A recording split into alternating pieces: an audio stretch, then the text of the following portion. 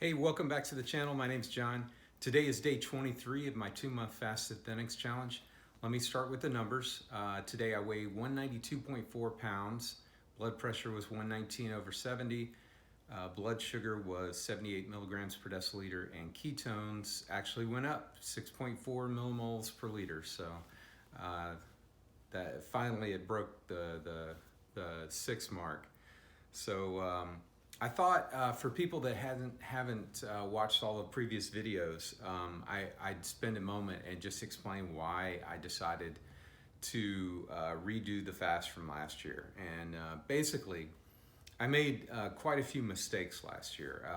One, I tried to go an extended period of time with just water. I ended up going 4 weeks. I did lab work at the beginning on day 25. When I got the results back from that lab work, I pretty much needed to start intaking electrolytes. So I started consuming a bone broth and an electrolyte supplement powder that you would just mix into water. So when I got the lab results back from the end of the fast, I think I had originally was shooting for 50 days.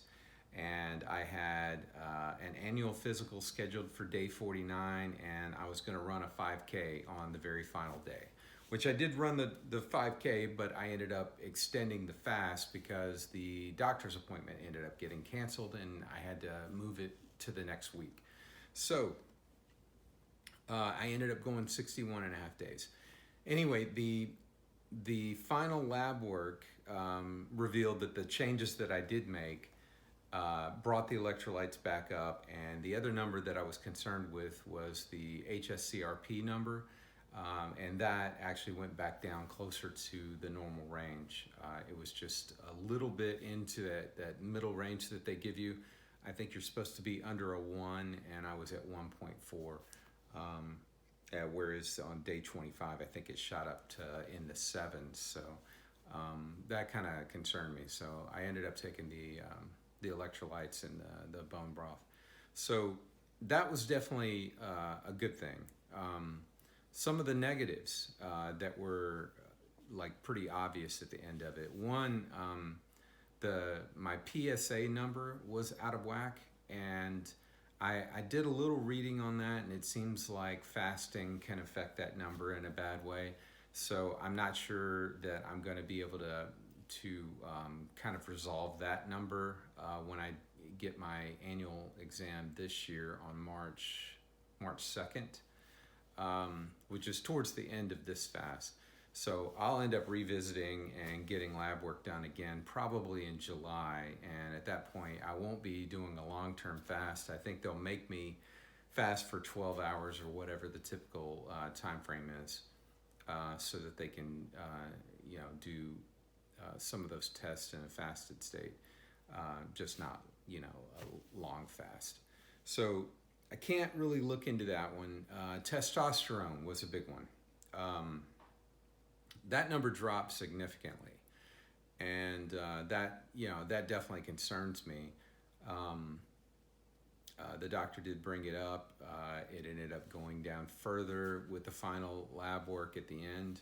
So I'm doing 2 things during this fast to kind of help with that. One is I'm consuming 2 eggs per day in a raw form mixed in with that protein shake, and that gives me some cholesterol. And then 2, I'm taking in the bone broth, which has got more protein in it on top of what the eggs and the protein powder has. And I'm doing the calisthenic workout. And it's kind of related to the third thing, which is just muscle mass and strength. And those are, to me, 2 different things. Muscle mass,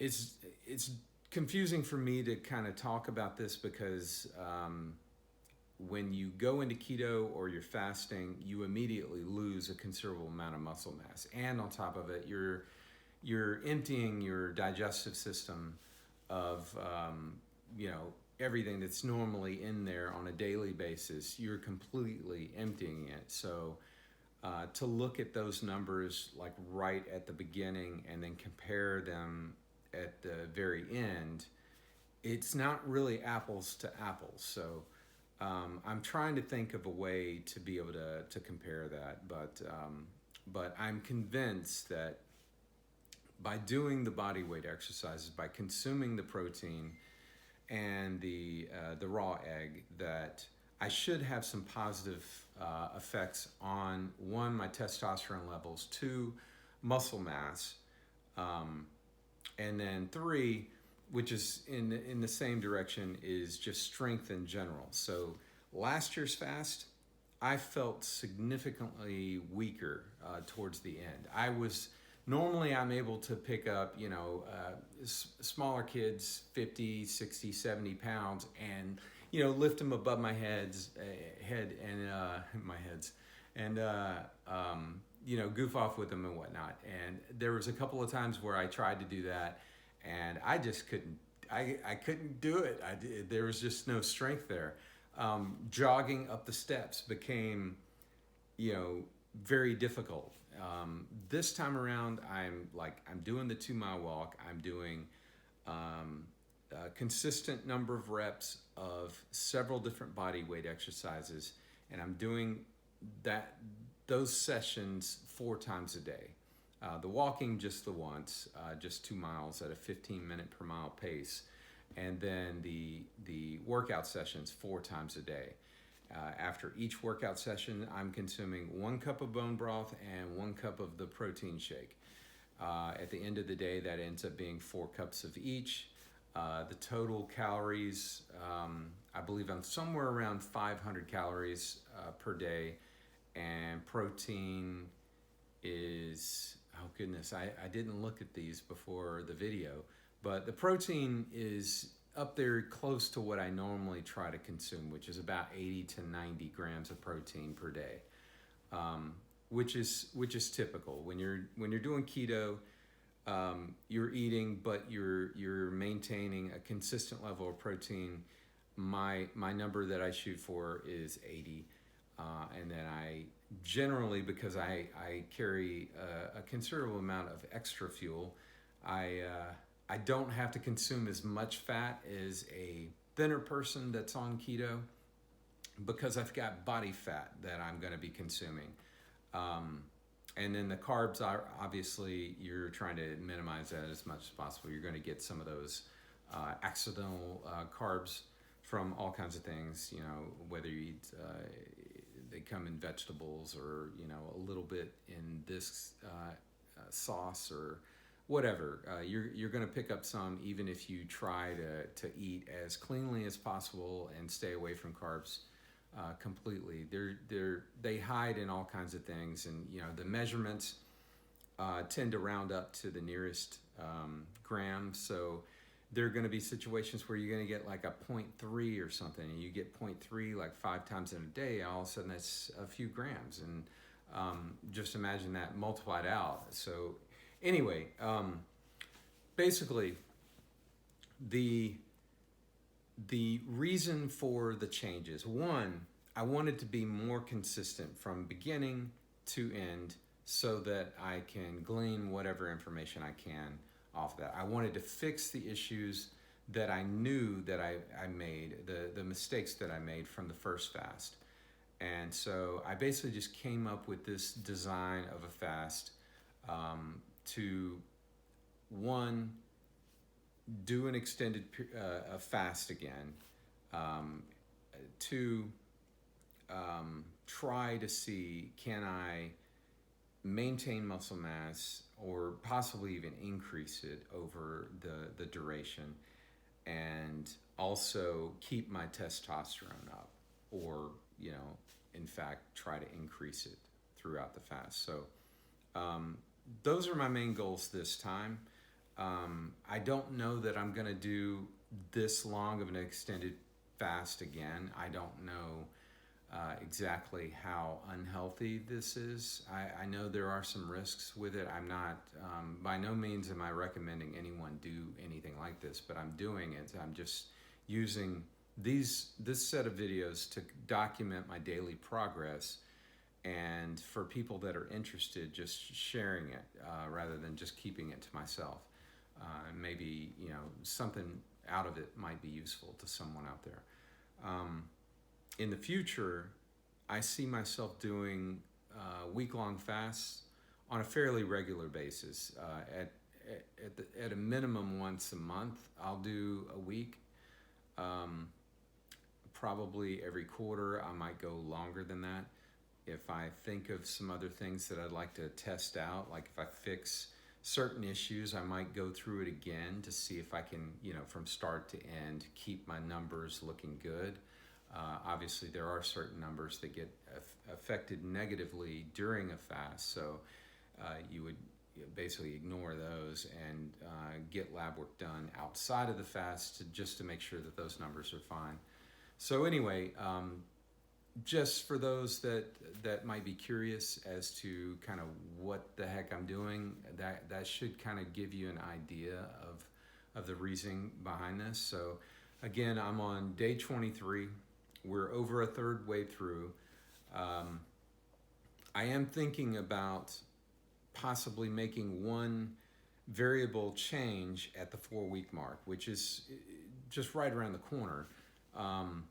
So if anyone out there has a suggestion for that, I'm not really thinking of anything. Nothing's really jumping out at the moment. I was thinking about just dropping coffee completely, but I don't think that's going to really affect any of the numbers. That's just to get me off of caffeine for a little while. I'll continue consuming the green tea throughout the rest of it, but I'll probably drop the coffee after week 4 is completed.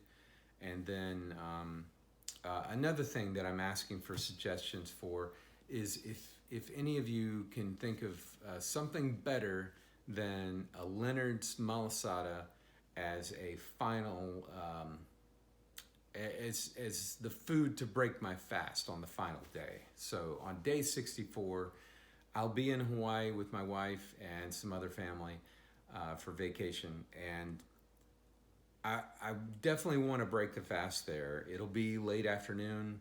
I want it to be something really good and something that's awesome no matter what, but because I'm breaking the fast, I'm sure like my salivary glands are going to be pouring, and anyway, I want to etch it into my brain forever, the sensations of that first food after not eating anything for that extended period of time. I know it was a pretty sensational day back on August 1st last year when I broke that fast. I had gone 61 and a half days without food.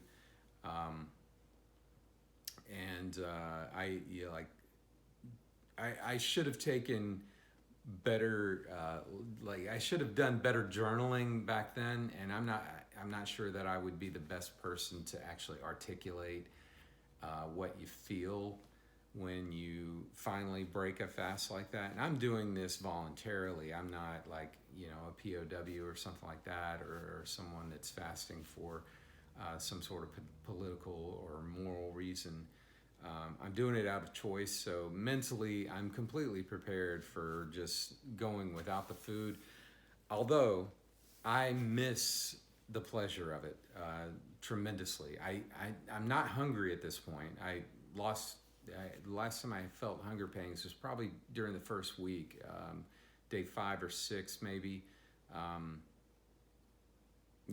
Probably day 5, I think. And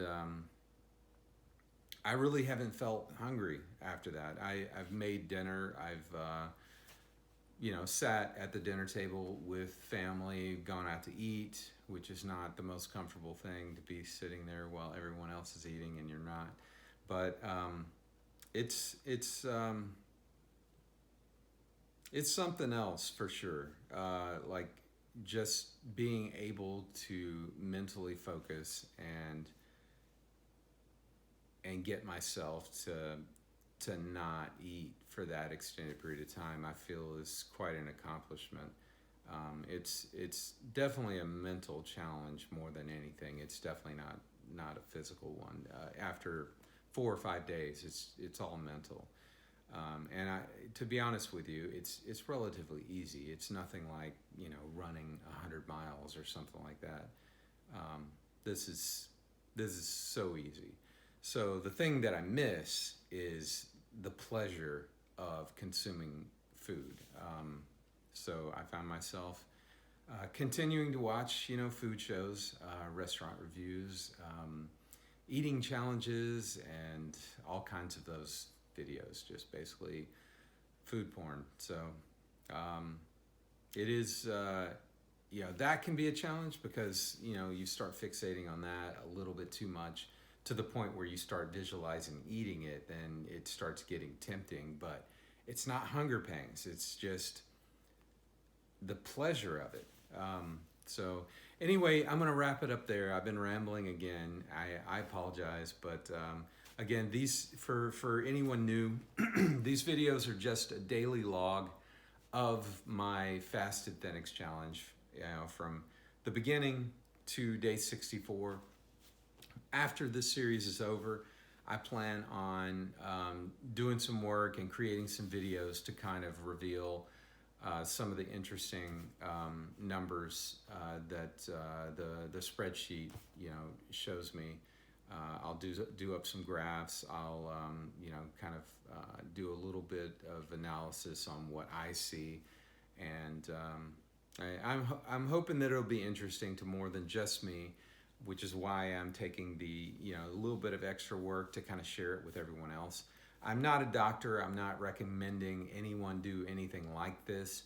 This is just what I'm doing. I am documenting it. In the future, most of the videos from this channel will be basically aggregation, not in the way of like a Dr. Rhonda Patrick, where she basically interviews top doctors and researchers, and she is constantly, you know, quoting from studies. That's not me. I'm more going to take information from people like her and some of those doctors and some of those researchers and dial it down a little bit further and talk about how I'm implementing some of those things into my life and my daily routine, and how they've made some positive impacts, and also just in a more layperson's terms, kind of explain the whys and that kind of thing. Because like, there's some of these studies, it's definite work to try and glean through there and understand what exactly was being studied and what conclusions could be drawn. And obviously most of you are into this kind of thing if you're watching to this point. And we constantly see reporters and writers for newspapers coming to incorrect conclusions based on their reading of whatever it is. And there's a lot of misinformation out there. So you've got to find people that you can trust. I'm not going to go be sticking my neck out there and taking ownership of any of this other than my own self-experiments, utilizing some of the things. What I'm going to do is I'm going to point at these sources and you know, doctors like Rhonda Patrick and Peter Tia, David Sinclair. There's, goodness, I must have a list of at least 15 that I kind of follow superficially, and kind of try to keep up, because it's going so fast these last 5 years. It's ridiculous. But anyway, I've gone long enough. I hope you enjoyed you know, the series so far. I know it's not exactly the most you know, exciting content right now, but this series will end on day 64, and it will evolve into something different, I assure you. But if you know of anyone that's interested in keto or health or longevity, those kinds of topics, and you think that they might be interested, please share my channel. It'd be much appreciated if you give me a like, subscribe, it's free. If you've got any comments or questions about what I'm doing or this particular video, please leave those below. And I asked for the 2 favors again. I'll continue doing that until the end of the series.